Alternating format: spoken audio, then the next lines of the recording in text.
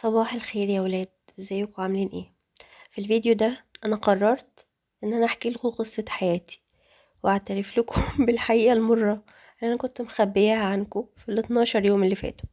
الفيديو اللي فات انا منزلاه كان بقاله مثلا 12 يوم ولا حاجة متصور، فانا كنت في خلال ال 12 يوم دول بخرج. عارفين الاغنية بتاعت اسمهم ايه، اللي هي بخرج من نقرة لضحضيرة ومن فخ الفخ؟ دي كانت قصة حياتي.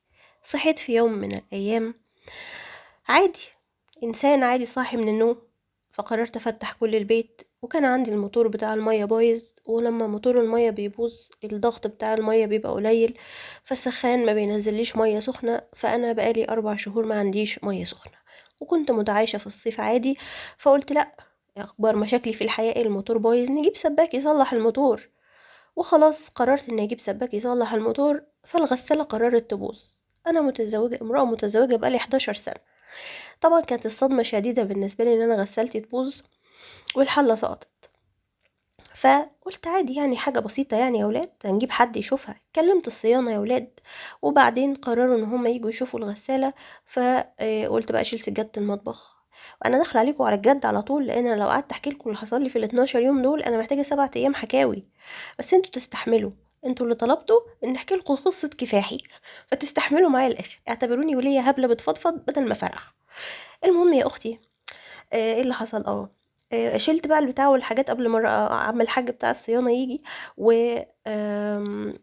قلت يعني عادي ان شاء الله الغساله هتتصلح، ومش هخرجها من البيت، تصلحها لي في مكانها. انا ما بسيبش غسالتي تبعد عن عيني. كنست المطبخ وشلت سجاده المطبخ وظبطت الدنيا.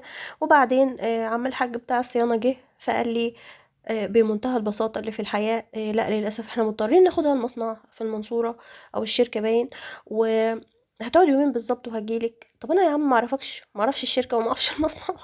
رعب ايه؟ طب هتتكلف كام يا عم الحاج؟ قال لي هتتكلف 4400 جنيه. فشكرا شكرا، ده هنعمل ايه؟ أمر واقع، هنعمل ايه؟ خدوا الغسالة وعشت يومين من غير غسالة. وطبعا كان عندي قبلها بتلات أربع 5 أيام ما بغسلش، فبقى عندي جبل من الغسيل. وفضلت عايشة في رعب متناهي. طبعا زي ما شرحت لكم في ال 15 فيديو اللي فاتوا ان انا حماية داخل عمليات. وبالمناسبة هو خلاص بكره ان شاء الله بعد ما الفيديو ده ينزل لكم هتبقى العمليه بتاعته، فيا ريت ما تنسوش تدعوا له ان ربنا يشفيه ويعافيه ويقوم بالسلامه يا رب. فكان هو لسه في الوقت ده ما راحش المستشفى يعني، فكان واقف معايا. ايه اللي حصل بقى؟ فضلت عايشة امرأة بلا غسالة لمدة يومين. تالت يوم جابولي الغسالة الحمد لله سليمة واتصلحت، وكنت في قمة سعادتي. صلحت الموتور وجبنا السباك، وبعد كده صلحت الغسالة وخلاص تمام. وبقيت انا مش والله العظيم اليومين بتوع الغسالة دول انا كنت اعدي على مكانها وهي فاضي كده، عارفين قلبي أنا مش قادرة. المهم ركبت الغسالة، والراجل عمل لي دورة عصر عشان اشوف الحلة شغالة وبتعصر ولا لأ، وانا اصلا عرفت الصوت اللي كان فيها راح والدنيا تمام. نيجي نغسل بقى يا اولاد بالليل، المية ما بتتسحبش. رعب بقى، رعب، الغسالة ما اتصلحتش. لا، انا انسانة بفهم بقى، انا باش مهندسة في ذات نفسي. قلت لا، ما الغسالة دايرة اهي وعمل لي عصر والغسالة تمام والحلة اصلا معلش بتتهز، يبقى المشكلة مش في الغسالة. نعمل ايه بقى؟ قلت انا هشيل الغسالة، هشيلها من مكانها واشوف في ايه وراها.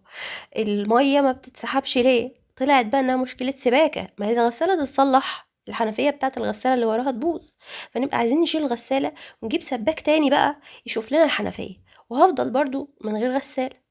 والمهم الى هذه اللحظة انا بقالي اسبوع بغسل على ايدي. بجيب، عارفين بقى الناس بتوع زمان اللي يجيب طشت كده كبير ويقعد بقى يحط طشت هنا وطشت هنا، انا وانا في السن دي اغسل على ايدي واعصر على ايدي في هذا الشتاء القارس. المهم قلت يا بنت خليكي صابره وصامده، متبقيش بني ادمه تافهه. مش اكبر مشاكلك غساله ايه يعني؟ الغساله تبوظ والموتور يبوظ والشفاط يبوظ وكل حاجه عادي عادي، تعاملي تعايشي يا ماما. المهم فضلت قعدت على الارض وقعدت اعيط جنب الغساله. اقسم بالله انا بضحك على خيبتي عادي. فاللي هو ايه انا بعيط اللي هو عشان خاطري يشتغلي، عشان عايزه اغسل. المهم الى الان نحن بنغسل على ايدينا لحد ما ربنا يسهل ان شاء الله، وحد يحن علينا ويجي يعمل لنا الحنفيه اللي بايظه بتاعه الغساله اللي وراها.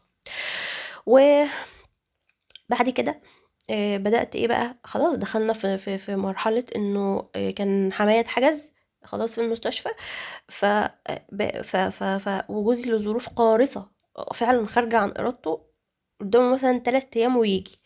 طب مين بقى؟ فانا بقى ايه، قررت من دلوقتي المفروض انا بقيت راجل البيت مؤقتا.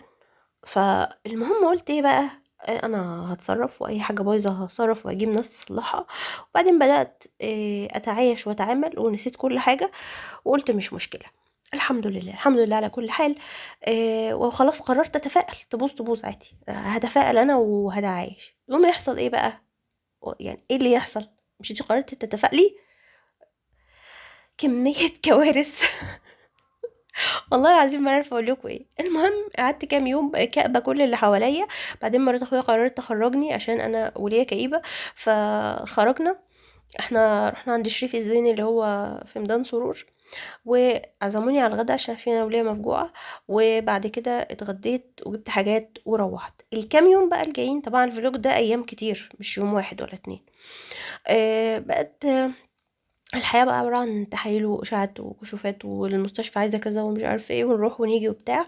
فأنا وأنا بخلص المفروض أخلصه، فنزلت اشتريت بقى شوية حاجات على أيام. أول يوم جبت الأكل، بس قلت هجيب أكل، مش أنا ما عنديش ديب فريزر، فمحتاجة أجيب أكل يكفي أسبوع بالكتير، ده الحاجة اللي الفريزر ياخده يعني. الأسعار بقى، أسعار كل حاجة في الحياة في متناول تجار الآثار وتجار المخدرات وتجار الأعضاء البشرية. يعني احنا محتاجين، الإنسان عايز يشتري ينزل يعمل شوبينج، يبيع كلية من كلاوي ويروح يعمل شوبينج. المهم، وكالعادة أنا دايما بقول هو لما أنا بقول كده، أمال الناس اللي هم، في ناس غلابة غلابة غلابة يعني عايشين ازاي؟ والله أعلم.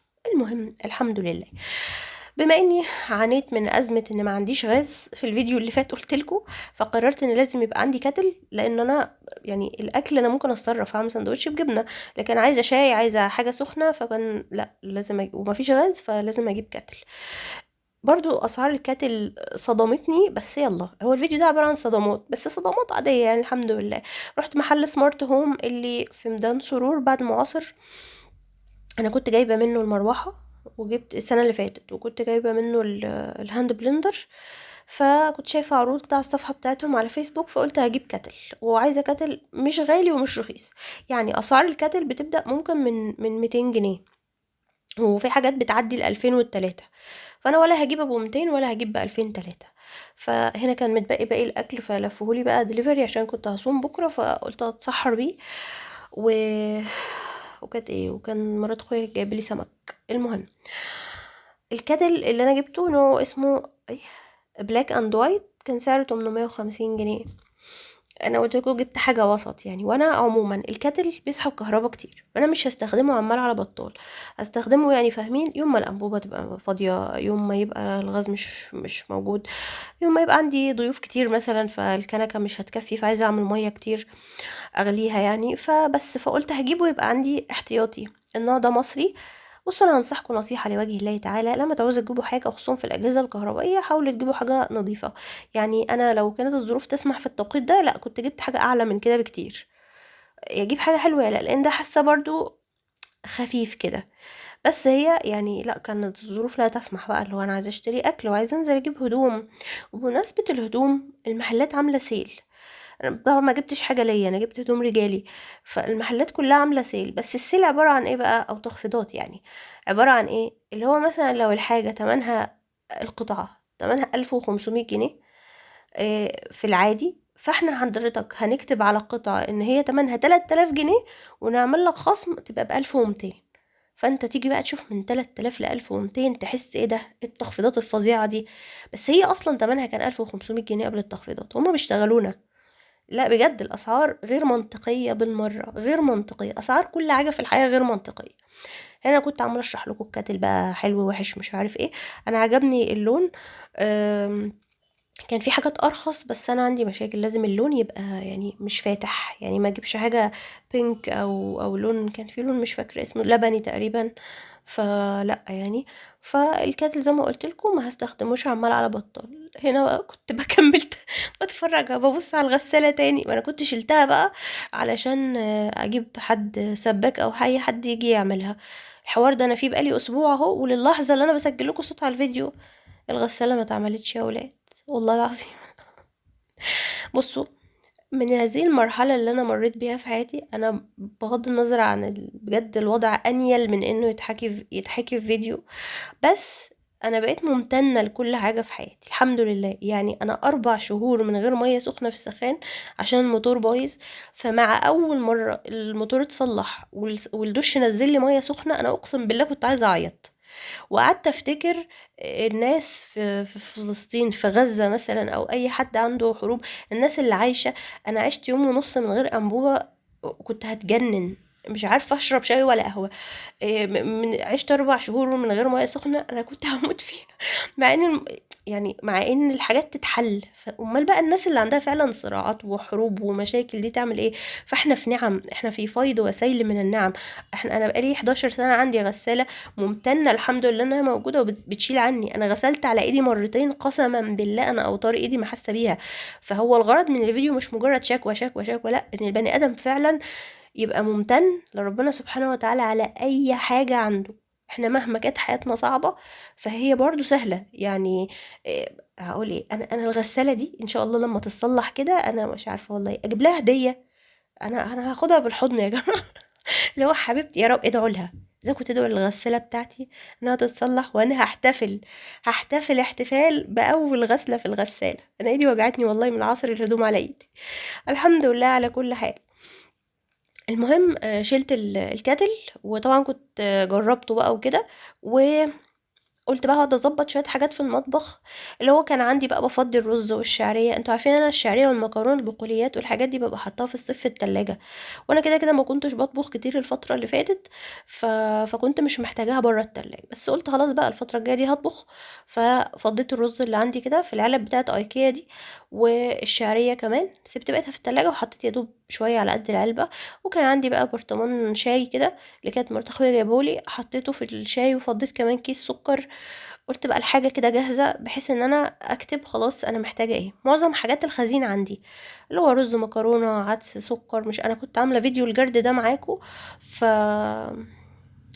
ثانية واحدة، بدأت أهنّج أهو، بدأت أهنّج. عارفين يا ولاد، أنا النهارده لفيت النهارده الخميس، أنا لفيت والله العظيم كمية مشاوير، ودفعت كمية تاكسيات، ومستشفى، ودومات الجديدة ودومات القديمة، ومحلات الهدوم ومحلات مش قادرة. مش قادرة. فالمهم يعني أنا حاولت أضبط الدنيا. والله العظيم في ناس، ممكن أنا عارفة في ناس ممكن تنتقدني أو تتضايق من إنه طلعت نكدي على اللي جابونا ليه. بس لأ، أنا والله يعتبروني إنسانة غلبانة ملهاش حد، بفضفض وأتمنى من الله إن ربنا يعوضني في الآخرة.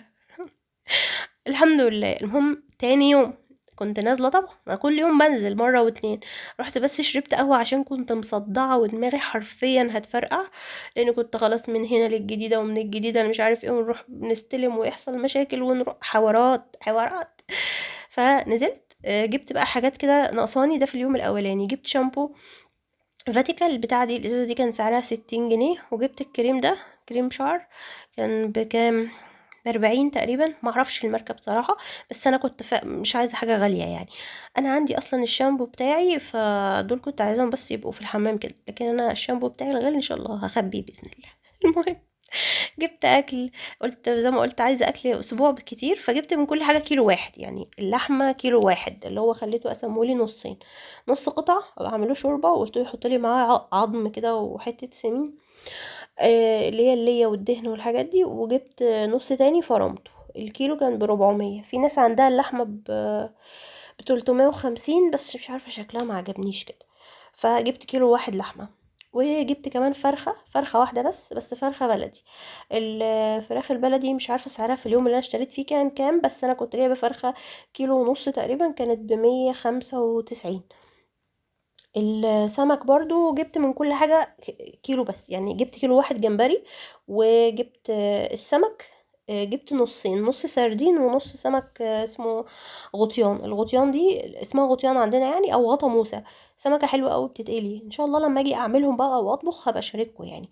انا طبعا في اللبخة اللي انا فيها دي الفرخة، ما عرفتش بقى اصور تجهيز اكل ومش عارف ايه. انا يا دوب حطيت الحاجات اللي نضفتها وحطيت في الفريزر على طول. اليوم اللي بعديه، يوم الاكل غير يوم الهدوم، نزلت تاني السوق عشان اشتري هدوم. انا بالنسبه لي مش محتاجه حاجه، انا كنت شاريه هدوم للشتاء في تخفيضات الشتاء اللي فات، ونصها ما اتلبسش لسه. فقلت ايه، هجيب بقى لزوجي العزيز فهشارككم، معرفش يعني يمكن تاخدوا فكره عن التنسيقات بتاعتي سنه وليه يعني ايه. بقى بقعد تنسق الهدوم. اقول شوفوا، انا قبل ما انزل عملت جرد هنا، كنت بوريكم حاجات كمان جبتها من عسولة هشاركها معاكم شويه كده يعني. جبت جاروف وفرشة، جبت مشابك، وجبت كمان الفرش بتاعة اللي هي طالعة جديد دي، هيبقى لها يعني فترة بس أنا بحبها عشان بتغنيني عن السلك البلدي ده اللي بيطلع صدى كتير. وجبت كمان الفيتامينز دي الرجالي، أنا عندي الفيتامينز بتاعتي فجبت وده ايه الهدوم. المهم، انا قبل ما انزل اشتري الهدوم طلعت الحاجات اللي موجوده بتاعه السيزون اللي فات او الشتاء اللي فات، اللي يعتبر تلات ارباعها جديد برضه. فقلت انا عندي مثلا 3 4 قطع، مثلا موجود السويتشيرت بس محتاج بنطلون عليه، او العكس موجود بنطلون محتاج حاجه عليه، وهكذا. اول حاجه جبت بنطلون واحد بس، اللي هو البنطلون الميلتون، اللي هو بيبقى شبه بناطيل الترنجات دي. جبته من عند أمة التوحيد اللي في أول شارع الشراباسي. جبت من عنده البنطلون وجبت من عنده الشرابات. البنطلون كان ب450 تقريبا، حاجة زي كده، بس هو بقى من الخصم يعني. في الآخر البنطلون خدته ب400. ده شكله بنطلون عادي خالص، اللي هو النزولات اللي هي بتبقى تحت البيت أو كده. طبعا الحاجات كلها اللي أنا جبتها رجالي زي ما قلت لكم. أسعاره هنا معقولة. بعد كده جبت الهدوم بقى الخروج كلها من تاون تيم. تاون تيم أسعاره غير معقولة وغير منطقية بالمرة، بس للأسف يعني خلاص أنا كل سيزون بجيب منه، بس أنا بجيب مثلا ايه 4 قطع 5 قطع للسيزون كله، يعني لفصل الشتاء كله وبس. عاملين سيل، بس برضو الأسعار بالسيل شنيعة فظيعة بشعة، بس المضطر يعني. المهم، القطعة دي كانت عندي من الشتاء اللي فات. السويت شيرت ده ومتبطن وحلو زي الفل، ده برضو كان من تاون تيم. جبت انا عليه البنطلون ده. البنطلون اسمه مكتوب اسمه ايه في البتاع، كارجو. لا مش كارجو، مش عارفة، هو اللي هو جبردين كده. زمان كنا بنسمي البناطيل شبه البناطيل الباجي بتاعت زمان، بس مفيش فيه جيوب كتير. المهم يا اخواني، انا اجي اقرا السعر، اقول ده السعر ولا الكود ده؟ 2000 ايه، 2400 ومش عارف ايه. طبعا انا ما اشتريتش بالاسعار دي، كان في سيل فمثلا منزلين في كل قطعه اكتر من 1000 جنيه، بس برضو حتى مع التخفيض الاسعار بجد ما تتشافش. وجبت كمان السويت شيرت ده، اللي هو ده لونه ايه، نسيت. انتوا شايفين عموما، انا عايزه اقول لكم سجل صوت على الفيديو وانا فاتحه عين وقافله التانية. المهم، وجبت البنطلون ده، يعني جبت الاسود والزيتي ده نفس اللون، نفس الشكل، اقصد الاسود والزيتي نفس اللون. شوف شايفين، بدات اخرف والله، بدات اخرف. دول برضو كانوا عندي من السنه اللي فاتت، يعني مش جديد ولا حاجه. فقلت ايه، انا كنت هنا بنسق الحاجات على بعض، الحاجات كلها تعتبر في حاجات اتلبست لبسه واحده، يعني البنطلون الجينز ده اتلبس لبسه واحده بس. وجبت بقى المره دي جبت اللي هو السويت شيرت ده، من جوه كده مبطن. الكاميرا مش موضحه لونه قوي، هو عاتي على رصاصي غامق كده، مفيش فيه تفاصيل كتير. انا جوزي مش بيحب الحاجات اللي هي مكتوب عليها بقى وفيها تاتشات شغل كتير يعني. المهم انا نسقت كل الحاجات وشلتها حطيتها في الدولاب، وبعد كده بقيت احط كل حاجه مع البنطلون بتاعها. وبعدين دخلت المطبخ بقى احط الحاجات اللي انا جايباها. كنت جايبه الصينيه دي كمان، انا كنت محتاجه صينيه اللي هي ميلامين دي، صينيه مش طبق، تبقى لكوبايه واحده، او مثلا لو فنجانين قهوه صغيرين، لان معظم الصواني اللي عندي كبيره. فانا كنت محتاجه حاجه كده، فلما شفتها عجبتني قوي. سعرها 25 تقريبا. جبت الفرشة بالجاروف دي سعرها 35. و بس انا وريتكم الحاجات بقى اللي انا جبتها. الهدف والمغزى الرائع من هذا الرغي الكتير قوي، ان انا بس بشاركه كل المقتطفات بتاعت حياتي الفترة اللي فاتت. مش عارفة ايه انا والله بصوا، انا برغم كل شيء انا متفائلة. ان شاء الله حماية هيعمل عملية ويقوم بالسلامة وهيجي وينور البيت وهيبقى كويس. وان شاء الله برضو جوزي هيجي بالسلامة. وان شاء الله كل الحاجات البايظة اللي عندي هتتصلح. وان شاء الله هعمل الكشف والتحاليل وهطلع كويسة، مش هطلع حاجة. والله بجد والله من قلبي يعني انا عندي يقين ان كل حاجة هتبقى تمام، كل حاجة هتبقى تمام. النهاردة كان يوم من اصعب ايام حياتي، اتمرمطت والله العظيم اتمرمطت. انا كنت هقع في الشارع من كتر ما انا لفيت ودخت وتعرضت لضغط كتير جدا. بس اكتر حاجة كانت رفيقتي في كل الفترة اللي فاتت الاذكار. الأذكار أكتر ذكرين أو أكتر حاجة على لساني طول الوقت، أو لما بتحط في أزمة وضغط وأنا مش عارفة أطلع منها إزاي. لا حول ولا قوة إلا بالله. كنت بقول لا حول ولا قوة إلا بالله بأكتر عدد ممكن من قلبي، لأنه أنا كنت ببقى واقفة إنه أنا خلاص يا رب أنا مش عارفة أعمل أي حاجة، والضغوطات كتير جدا. فأنا لا حول ولا قوة لي خالص، أنا رميت حمولي كلها على ربنا، وكانت بتعدي. أي حاجة مهما كانت صعبة كانت بتعدي. ولا إله إلا أنت سبحانك إني كنت من الظالمين. أكتر حاجتين كنت بقوله لا حول ولا قوة إلا بالله، ولا إله إلا أنت سبحانك إني كنت من الظالمين، عشان كنت واثقة إن بعدها إن شاء الله إن شاء الله ربنا هينجيني من الغم اللي أنا فيه. وفعلا فعلا بيحصل. أنا تلات أرباع الحاجات اللي أنا كنت شايلة همها الحمد لله عدت. لسه في حاجات، بس أنا ممتنة لكل حاجة. الحمد لله. الحمد لله. أنا النهاردة قلت الحمد لله كتير جدا جدا. كل حاجة وحشة بتحصل بقول الحمد لله، كل حاجة حلوة بتحصل بقول الحمد لله، ولو أوحش من كده راضيين عادي عادي. الحمد لله. آه، بصوا انا عمري ما طلبت منكم انكم تدعوا لي ان بالونس. بس يعني لو اي حد سمعني ووصل لحد الفيديو ده، انتوا فاهمين انا قصدي ايه. الناس اللي متابعاني من زمان هتبقى فاهمه انا قصدي ايه. ادعوا لي بالونس، وان انا ما اكملش عمري لوحدي. بجد ان شاء الله مش هعيط يعني، بس انا مش عايزه اكمل عمري لوحدي. ربنا يرزقني بالونس والسند بجد.